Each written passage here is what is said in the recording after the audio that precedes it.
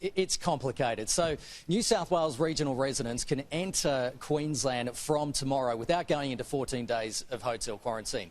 Residents from Greater Sydney and Victoria are still not allowed to enter Queensland, but New South Wales regional residents will be allowed to fly to Queensland via Sydney Airport as long as they don't stop at any other location in Sydney on their way out. And Queensland Premier Annastacia Palaszczuk says that she's not going to review their border restrictions again until the end of this month, meaning that residents from Sydney and Victoria are not going to find out whether they're going to be allowed to see people in Queensland for Christmas until December. And Annastacia Palaszczuk says that her emphatic win over the weekend in the election is a vindication of her response to the pandemic. And also, outgoing Tourism Minister Kate Jones says that Labor's win means that Queenslanders are overall in support of their state's tough border stance. Meanwhile, here in New South Wales, Premier Gladys Berejiklian has been very critical of Annastacia Palaszczuk's border closure to New South Wales in recent weeks, but says that she's not going to open the border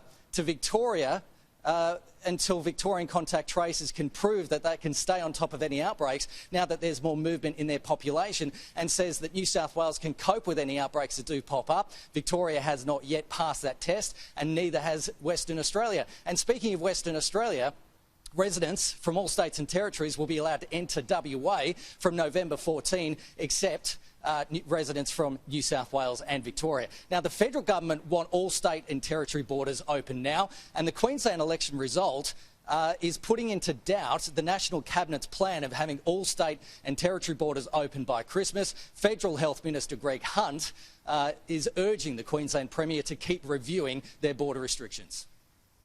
We would encourage them to continue to review, and I am very hopeful that now that the election is over, that this will continue to be a medical decision. The very low case numbers will provide the strongest of possible bases for moving to the next step. Now, Sky News host Paul Murray has questioned whether the election result in Queensland means that Australia is losing its national identity. Australia, sadly, right now, tonight, a broken country, a collection of separate nations with a shared bank account. We need to get on top of that, because your Medicare card, before COVID, during and after, still worked. That's paid for by everyone else in every other state. We've got to get back to Australians first. That's going to take years for us to be able to reunite around. So, Danica, there still seems to be a discrepancy between the health advice of the federal government and the states around border closures. Yeah.